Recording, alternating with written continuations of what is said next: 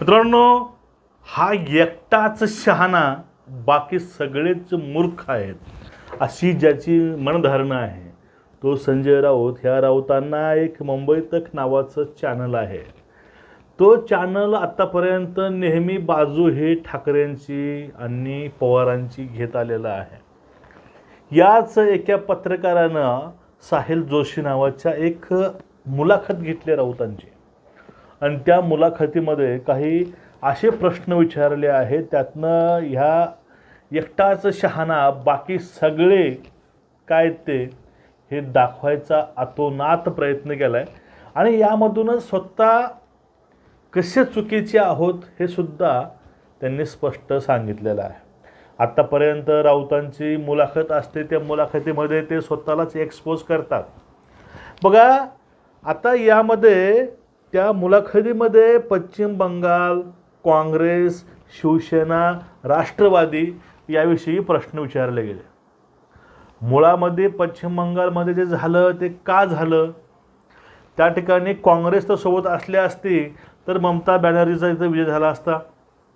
त्यावेळेस साहिल जोशीने म्हटले, पश्चिम बंगालमध्ये तर काँग्रेसच्या जागा कमी आहे, तिथं प्राबल्य हे काँग्रेसचं नाही, तिथं प्राबल्य हे तृणमूलचं आहे, TMCचं आहे. मग या ठिकाणी राऊत म्हणतात की नाही, काँग्रेस हा ब्रँड आहे, काँग्रेस हा तिथं नसेल, पण काँग्रेस हे बाहेर ब्रँड आहे. आता बाहेर काँग्रेस ब्रँड कुठे आहे राऊतांनाच माहीत. मग काँग्रेस बाहेर ब्रँड आहे, मग त्याचा पश्चिम बंगालसाठी फायदा काय होऊ शकतो? म्हणजे ज्या प्रश्नाला लॉजिक नाही असे प्रश्न, त्यातून मी कसा शहाणा आहे ते दाखवायचा प्रयत्न. जरूर रामकृष्णाचे नमस्कार, राम राम. सर्वांना विनंती, चॅनलला सबस्क्राईब करा, बेल आयकॉन दाबा आणि व्हिडिओ शेअर करा. बघा, झालं असं की शिवसेना जो पक्ष फुटला गेला त्याचे 2 भाग पडले. असेच भाग फक्त एका महिन्यामध्ये तृणमूलचे हे पश्चिम बंगालमध्ये पडले. ठीक आहे, आपण एक गोष्ट मान्य करू की शिवसेना ही फक्त वैचारिक तिथे बाहेर आली होती, पण तृणमूलनं अक्षरशः अन्याय हा पश्चिम बंगालच्या जनतेवरती केला होता, हे उघड आहे. मुर्शिदाबाद असेल, त्यानंतर संदेशाखाली या ठिकाणी किती महिलांवरती अत्याचार झाले, त्यानंतर त्याहून पुढे एका महिला डॉक्टरवरती रेप आणि तिचा मर्डर झाला. त्यावेळेस तिच्या आईची ज्या ठिकाणी अवस्था त्या पश्चिम बंगालमध्ये त्यांनी केली होती, त्याच महिलेला आमदार करून दाखवले भाजपनं आम्ही कुणासोबत आहोत. आणि TMCनं जो तिथं अहंकार माजवला होता ते तुम्हाला सांगायची नव्यानं गरज नाही. तो अभिषेक बॅनर्जी नावाचा ममताचा पुतण्या, त्यानंतर अक्षरशः सभेतनं भाषण केलं होतं की ज्यावेळेस आता सत्ता आमची येईल त्यावेळेस तुम्हाला कोण वाचवायला येईल. असे जे तिथे हुकुमशहा होते, त्या हुकुमशहांना जनतेने घरचा रस्ता दाखवलेला आहे. आणि आता राऊताचं म्हणणं काय, बाकी सगळे मूर्ख आहेत, फक्त मी शहाणा. आता हे म्हणतात कोर्ट असंच आहे, निवडणूक आयोग लफंगा आहे. आता निवडणूक आयोग लफंगा आहे की हे लफंगे आहेत हे जनतेला माहिती आहे.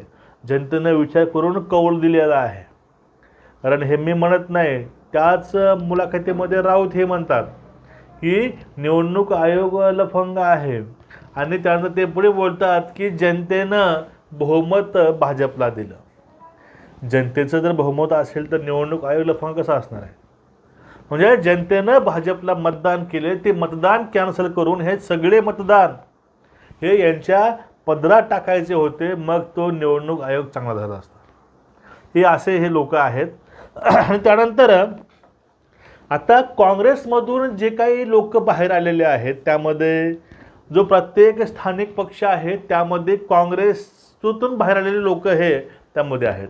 शरद पवार हे काँग्रेसमधून बाहेर आलेले आहेत, ममता बॅनर्जी काँग्रेसमधून बाहेर आलेले आहेत, आणि त्यानंतर असे अनेक आहेत. हे सगळे लोक काँग्रेस सोडून हे बाहेर पडले, त्यांनी आपला एक स्वतंत्र पक्ष स्थापन केला. यावर राऊतांचं म्हणणं आहे की त्या वेळेस वेळेची जी परिस्थिती होती तशी होती, आणि त्यावेळेस हे करणं महत्त्वाचं होतं. हे चूक कशी, हे चूक नाही. त्यावेळेस गरज होती काँग्रेसमधनं बाहेर पडायची. आता गरज काय होती त्यावेळेस ते राऊतांनी सांगावं. मग जसं काँग्रेसमधून हे लोक बाहेर पडले तशी त्यावेळेसची परिस्थिती होती, गरज होती. जर हे लोक चुकीचे नसतील तर एकनाथ शिंदे साहेबांनी जे काही सोबत घेऊन बाहेर आले त्यांची चूक कशी हे राऊतांनी सांगावं. कारण त्यावेळेस या लोकांना गरज होती बाहेर पडण्याची. त्यावेळेस या लोकांना आपल्या पक्षाचं अस्तित्व टिकवण्याची, विचार टिकवण्याची गरज वाटली. म्हणून हे लोक यांना सोडून हे बाहेर आले. त्यांनी फक्त 1-2 नावं सांगितले. ते म्हणतात की एवढे कसं लोक बाहेर आले, PM संगमा असतील, पवार असतील, बॅनर्जी असतील. अहो हे फक्त बोटावर मोजण्या इतके होते. तुमच्या शिवसेनेतून एका वेळेस 40 लोकांनी बंड केला. का केला? आणि त्यांनी सर्वांनी एक कारण सांगितलं की आम्हाला या लोकांनी वेळ दिला नाही. जर भविष्यामध्ये आपलं राजकारण जर सेक्युअर ठेवायचं असेल तर कामं करावं लागतात. आणि जर कामं करायची असतील तर मुख्यमंत्र्यांनी वेळ द्यावा लागतो. आणि जर मुख्यमंत्रीच जर त्या खात्यातील कॅबिनेटला भेटत नसतील तर कामं कसे होतील? आणि या सगळ्यामध्ये जर त्यांचा मुलगा तर इंटरफेअर करत असेल तर हे खाते चालवायचे कसे? असे असंख्य प्रश्न होते. आणि सोबतच एक विचारधारा होती. यामुळं हे सगळे बाहेर पडले. ही त्यावेळेची गरज होती ही राऊतांनी इनडायरेक्टली सांगून टाकले. जशी यांची बाहेर पडायची गरज होती काँग्रेसची, असंच या ठिकाणी यांचीसुद्धा बाहेर पडण्याची गरज होती. त्यावेळेस तशी परिस्थिती होती. आणि त्यानंतर जे पुढलं आहे ते म्हणजे जनतेचा कौल आहे तो कौल सर्वांनी स्वीकारला पाहिजे. जनतेने जे काही त्यांना वोट दिले, मॅन्डेट दिले ते सगळ्यांनी स्वीकारलं पाहिजे. तर मग तुम्हीच वारंवार तुम्हाला मिरगीचा अटॅक आल्यासारखं तुम्ही वारंवार त्या सकाळी 9 वाजता मीडियासमोर येऊन भुंकता का? हे झालंय, ते झालंय, निवडणूक आयोग, कोर्ट, अमुक तमुक अमुक. तर भुकायचं कारण काय? सगळं जर जनतेचं मॅन्डेट असेल, जर निवडणूक पारदर्शक आहे तर तुमचं हे दुखणं काय आहे नेमकं हा एक सांगितलं पाहिजे. आणि राजकारणामध्ये अहंकार दूर ठेवावा लागतो हे सांगतंय कोण? राजकारणामध्ये कुणी अहंकार करू नये. राजकारणामध्ये अहंकार ठेवून आपल्या विचारासोबत राहिलं पाहिजे हे सांगतंय कोण? 2019मध्ये देवेंद्रजींचे फोन कोण उचललं नाही? कित्येक वेळ देवाभाऊनी फोन केले होते की ह्या ज्या गोष्टी आहेत हे तुम्ही करू नका. आपण विचारानं एकत्र आहोत. पण या माणसानं कुठलेही विचारिक देवाणघेवाण न ठेवता, कुठला अहंकार बाजूला न ठेवता, अहंकार सोबत घेऊन त्या ठिकाणी छातीमध्ये सुरा जर कोणी खोपला असेल तर यांनी खोपला आहे. आणि त्याची जी फळं आहेत ते फळं हे आतापर्यंत भोगत आहेत. आणि ते भविष्यामध्ये भोगायला लागणारच आहे. कारण काँग्रेस हे आता काय आहे, काँग्रेस नेमकं कसं राजकारण करते हे लोकांपर्यंत पोचलं आहे. 2014 पूर्वी ही मीडिया आणि सोशल मीडिया नव्हती. आता सोशल मीडिया पण आहे आणि मीडिया पण आहे. त्यामुळं जे खरं आहे हे खरंच जनतेसमोर येतं.